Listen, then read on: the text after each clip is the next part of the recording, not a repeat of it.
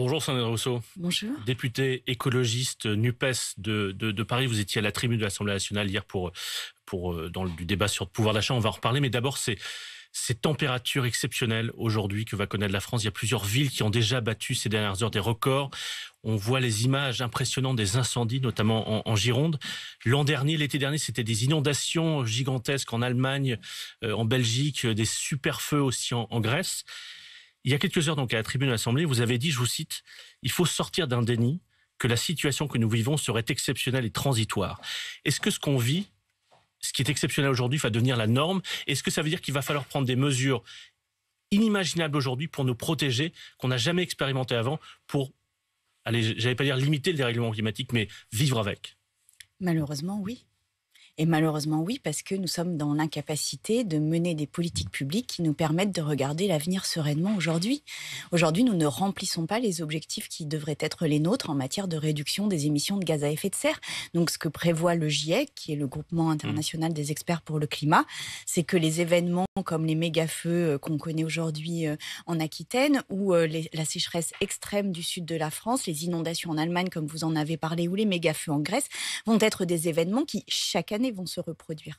Et que chaque année, il va aussi y avoir 1 à 2 événements, voire peut-être plus, qui seront d'une ampleur que nous n'avons encore jamais connue. Donc en fait, aujourd'hui, la question, c'est vraiment d'appuyer sur le frein de manière radicale et immédiate et de nous adapter, c'est-à-dire de mettre en place des politiques d'adaptation. Alors, prenons un exemple d'une politique d'adaptation. Il y a une polémique qui est montée sur les réseaux sociaux ces derniers jours à propos de la gestion de la forêt de la Thèse de Buch.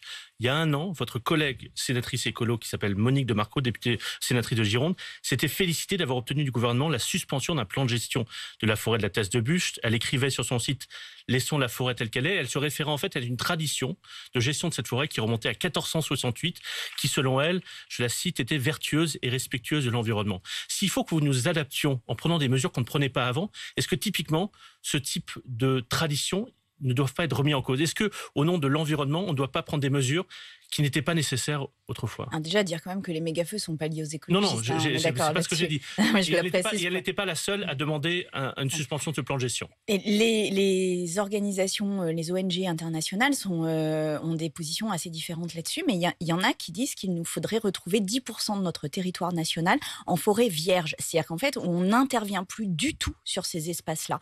Pourquoi? Parce qu'en fait, ce sont des espaces de régulation qui se mettent en place. Et le problème aujourd'hui, c'est qu'on a complètement perdu l'aspect sauvage de la nature et l'aspect autorégulé de la nature. Et donc, oui, on doit intervenir ici ou là pour limiter les conséquences sur les populations. Mais en fait, la nature, si on la laisse s'autogérer, a les moyens de s'organiser elle-même pour limiter les effets du réchauffement. Plus facilement, si elle n'était pas régulée, la forêt. Ça dépend, parce que ce serait aussi des zones qui seraient plus humides, par exemple. Il y aurait plus de zones humides qu'il y a actuellement, parce que si vous laissez la nature faire seule, alors elle redéveloppe des zones humides, des marécages, etc. Ce qu'on a complètement perdu en France. Enfin, on a asséché la plupart des zones humides en France. C'est un des problèmes, d'ailleurs. Il faudrait planter des endroits en France, par exemple, qui sont des zones agricoles. Oui. D'accord.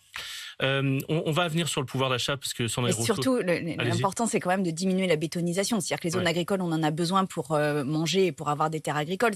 Aujourd'hui, ça devrait être le bien le plus précieux, qu'on ait la terre agricole. Et c'est pour ça qu'on devrait beaucoup en prendre soin. Et par contre, le béton, on pourrait s'en passer dans bien des endroits. Le paradoxe, et c'est un paradoxe collectif, pas seulement des politiques, c'est qu'au moment où certaines villes de France vivaient les heures les plus chaudes de leur histoire, les députés commençaient à débattre de la loi pouvoir d'achat. Et dans cette loi pouvoir d'achat, l'un des sujets les plus disputés entre les groupes, c'est le montant de l'argent public qu'on va mettre pour baisser le prix des carburants. Je me souviens vous avoir entendu dire sur BFM TV et RMC il y a 1 an, Sandrine Rousseau, lors du dernier débat de la primaire écolo, qu'il faudrait augmenter le prix de l'essence entre 6 et 10 centimes le litre sur une année pendant les 5 années du mandat, ce qui fait 50 centimes de plus. Il se trouve qu'en raison de la situation internationale, on en est à peu près là, autour de 2 € le litre. Et à l'époque, vous disiez, il faut que l'essence augmente car c'est ce qui nous met en danger. Donc par principe, vous voterez contre toute mesure qui limiterait le prix des carburants? Non, mais vous voyez bien que là, c'est exactement ce que je dénonçais, en fait. C'est-à-dire qu'on laisse les choses faire, sans agir, sans que la puissance publique agisse. Parce que ce que je proposais comme augmentation, c'était une augmentation graduée. Absolument. Et ce qui permettait d'obtenir des financements pour mettre en place des politiques alternatives. C'est une sorte de taxe carbone. Mais oui, mais là, aujourd'hui, aucun plan massif n'est mis en place pour qu'on se passe de l'essence. Oui. Rien.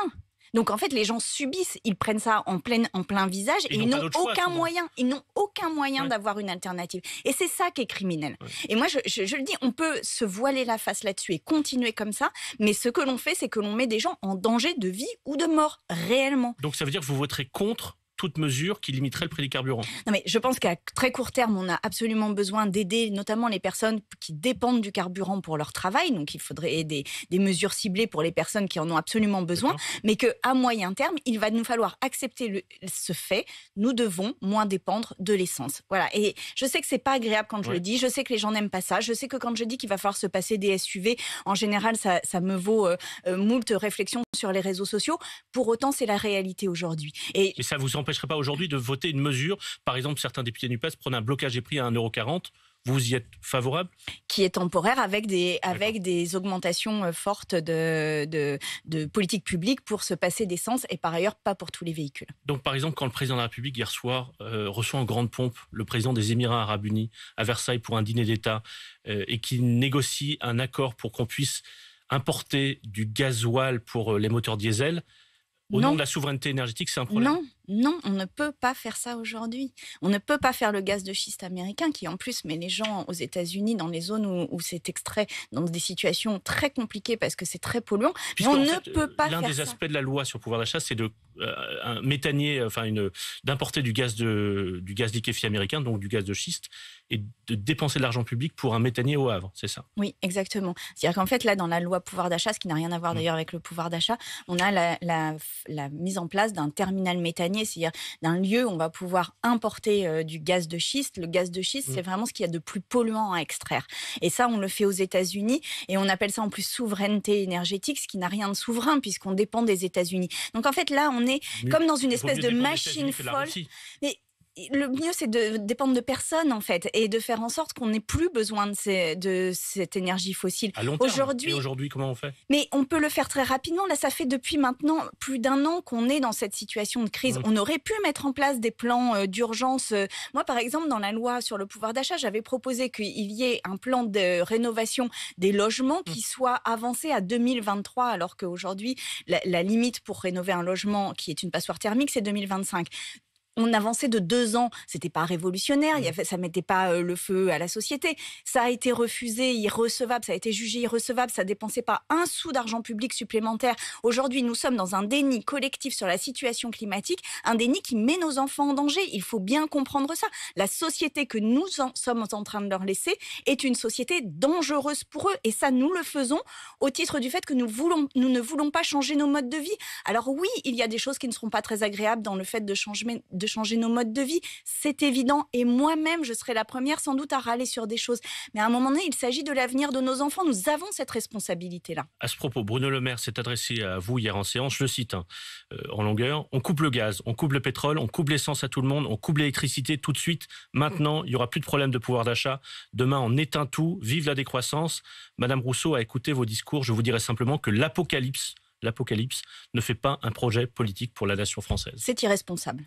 C'est irresponsable de la part d'un ministre du gouvernement aujourd'hui, alors que le rapport du GIEC est sorti il y a quelques semaines, voire quelques mois. C'est irresponsable. C'est irresponsable. Qu'il ouvre la télé et qu'il regarde les feux. On y est déjà dans la catastrophe, là. Quand je dis qu'en fait, on préserve l'avenir de nos enfants, c'est déjà le nôtre qu'on doit préserver. C'est irresponsable de la part d'un ministre de l'économie de sortir ça. Vraiment. Et on est dans... Je ne sais pas si vous avez regardé le film Don't Look Up. Alors moi, j'aime pas trop parce que c'est une comète.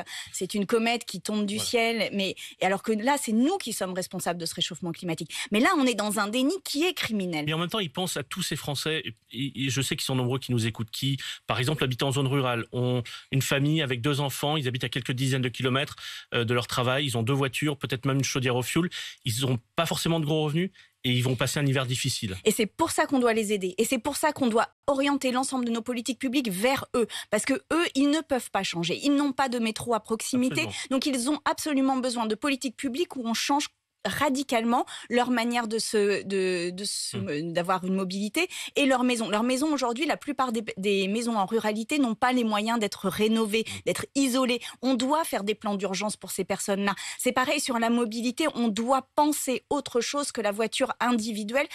comme seul recours. Et par ailleurs, même dans les voitures individuelles, aujourd'hui, il y a moyen de faire des véhicules beaucoup plus légers que ce que l'on a actuellement et qui dépensent beaucoup moins d'essence. Donc en fait, avec de la volonté politique, on peut protéger ces personnes des milieux ruraux et on en a absolument besoin parce qu'on a besoin d'habitants dans les milieux ruraux. Et là, aujourd'hui, ce sont eux les plus exposés au réchauffement climatique. J'ouvre une parenthèse, mais dans ce débat sur le pouvoir d'achat, il y a un amendement de votre groupe écolo qui va être examiné en séance qui doit permettre aux Français qui ont une voiture diesel de rouler à l'huile de friture usagée. C'est une solution, ça ? Et ça fait partie de ces petites solutions. C'est pas ça qui va nous sauver, mais ça fait partie de ces petites solutions. Et vous souhaitez que la majorité vote avec vous là-dessus ? Oui, mais je souhaite qu'elle vote avec nous sur plein d'autres choses, y compris sur l'encadrement des loyers, sur l'augmentation du SMIC, pour qu'il y ait aussi des gestes forts en disant on ne vous oublie pas. C'est-à-dire qu'on n'oublie pas le social au titre de l'écologie, mais par contre, il nous faut maintenant faire de l'écologie. Le débat en séance hier soir sur Sandrine Rousseau tournait autour de prime ou salaire, puisque notamment il y a l'idée de tripler la prime Macron avec une exonération des cotisations sociales.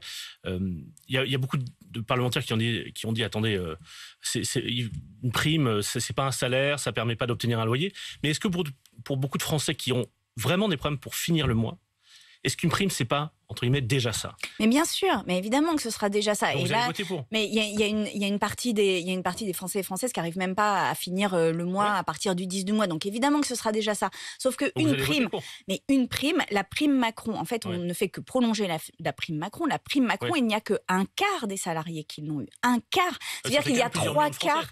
Oui, d'accord, mais ça veut dire qu'il y a 3 quarts qui ont rien. Et c'est pour ça que nous, on se bat pour que ce soit les salaires et pas une prime. Parce que les salaires, c'est pour tout le monde. Pour tout le monde, quelle que soit l'entreprise dans laquelle on travaille. Donc en fait, c'est ça ce pourquoi on se bat. Et je sais qu'il y a des éclats de voix, il y a des effets de manche, et que les Français et Françaises comprennent pas forcément ce qui se passe à l'Assemblée nationale. Mais ce qui se passe, c'est qu'on se bat sur 2 visions en fait de l'accompagnement des personnes les plus fragiles dans notre société. Il y a une vision qui est à coup de chèques, à coup de primes, et qui nie la gravité de la situation. Et il y a une vision qui est la nôtre, qui pense que cette situation est tellement importante, tellement structurelle, qu'il nous faut des mesures structurelles et donc une augmentation des salaires les plus faibles. On a compris que les députés écolos ne voteront pas cette loi pouvoir d'achat, mais est-ce qu'ils vont s'abstenir ou est-ce qu'ils vont voter contre ? Symboliquement, c'est pas la même chose. Le groupe n'a pas encore décidé. On verra bien. On a une réunion ce matin et on va en décider. Moi, je vous dis juste que dans cette loi pouvoir d'achat qui ne donne que quelques miettes à quelques-uns et qui met beaucoup de carbone, moi, j'ai proposé qu'on renomme cette loi des miettes et beaucoup de carbone.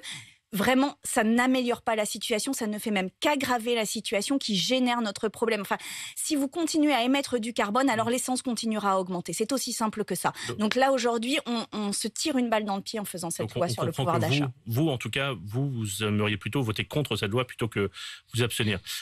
Vous êtes au groupe écolo Sandrine Rousseau, mais vous faites aussi partie de la NUPES. Vous aviez appelé la semaine dernière le député Éric Coquerel à se mettre en retrait de la présidente de la Commission des Finances après qu'une enquête a été ouverte pour agression et harcèlement sexuel. Et hier, Mathilde Panot vous a répondu sur France Info. Pas de retrait, dit la chef du groupe Insoumis. Elle dit qu'en fait, Éric Coquerel a seulement touché la taille de la plaignante, effleuré ses fesses, proposé de la ramener en taxi. Lorsqu'elle a dit non, il ne s'est rien passé. Fin de citation. Est-ce que vous êtes déçu de cette décision des Insoumis ? Moi, je laisse les Insoumis réagir à cette affaire comme ils le souhaitent. Moi, ce que je dis, c'est que là, ce qui serait serein de faire et ce qui donnerait un signal très important à la parole des femmes et au respect de cette parole, c'est de dire que pendant quelques semaines, quelques mois, Éric Coquerel ne préside pas la Commission des Finances. Ça n'est pas un geste très lourd de conséquences puisqu'il n'y a pas de démission à ce stade. Il y a juste le fait qu'on laisse la présidence à quelqu'un d'autre. Mais par contre, ce serait un geste très fort à destination des femmes et franchement, on en manque. Franchement, on en manque. J'ai lu dans le magazine Elle au début du mois que vous souhaitiez la mise en place d'une instance sur le même modèle que la Haute Autorité pour la transparence de la vie publique, une instance publique qui pourrait recueillir la parole des femmes. Oui, mais qui serait aussi sur l'ensemble des discriminations, c'est-à-dire pas seulement dans le monde politique. Si, dans le monde politique. Aujourd'hui, dans le monde politique, il n'y a aucune espèce d'instance qui permet de gérer ça ou d'anticiper ça. On l'a vu avec Hulot, Abad, Darmanin et plein d'autres. Bon, tout cela, en fait... Vous savez qu'ils n'ont pas grand-chose à voir les unes avec les autres. Non, bien sûr, mais il y avait... en fait, on n'a pas d'instance qui permette d'avoir une espèce d'enquête un peu indépendante des partis. Et on sait que dans les partis, il y a des loyautés qui se jouent. Donc moi, ce que je propose, c'est qu'il y ait cette haute autorité pour la lutte contre les violences et les discriminations qui vérifie, bien sûr, qui vérifie les positionnements des ministres avant leur nomination et des députés, etc., et qui pourraient saisir la justice, comme la Haute Autorité pour la transparence pour la vie publique peut saisir la justice. Et puisqu'on parle de Mathilde Panot, vous avez été... Qu'est-ce que vous avez pensé du tweet qu'elle a envoyé l'autre jour à propos du Veldiv, où elle mettait en cause notamment le fait que le président de la République avait envisagé de rendre des honneurs au maréchal Pétain en 2018 avant d'y renoncer. Certains écolos, et notamment la sénatrice Esther Benbassa, écrivaient « Laissons les morts en paix, ne les instrumentalisons pas ». Non, mais il y a le contexte dans lequel ça s'est fait, c'est-à-dire c'était au moment de la commémoration de la rafle du Veldiv. Après, réellement, le fait que Emmanuel Macron ait pensé commémorer Pétain, c'est un sujet. Avant d'y renoncer. C'est un sujet. Non, mais c'est un sujet. C'est-à-dire que ça participe de la banalisation des idées d'extrême droite. Le maréchal Pétain a été frappé d'indignité. C'est quand même le seul chef d'État qui a été frappé d'indignité en France. On ne peut pas réhabiliter une partie de sa mémoire au motif qu'il aurait changé comme ça entre deux guerres. C'est pas vrai. Ce tweet, ce jour-là, sans même qu'il y ait le mot juif, alors que ces familles ont été arrêtées, déportées, exterminées parce qu'elles étaient juives. Mais je pense que Mathilde Panot a commémoré le Veldiv. Enfin, je crois pas qu'elle ait été. Oui, mais enfin, elle a parlé d'antisémitisme, je crois. Donc, l'antisémitisme, ça concerne quand même les personnes juives, de confession juive. Et donc, oui, il fallait commémorer ça parce que c'est l'État français, c'est la police française, et qu'on y aille avec nos écharpes de députés était très important pour dire que l'État français ne le refera plus. D'un mot, votre collègue député Aymeric Caron va déposer une proposition de loi pour interdire la corrida. Vous allez voter pour ? Ah oui. Bon. Merci Sandrine Rousseau d'avoir été ce matin sur BFM TV RMC. Il est 8h53.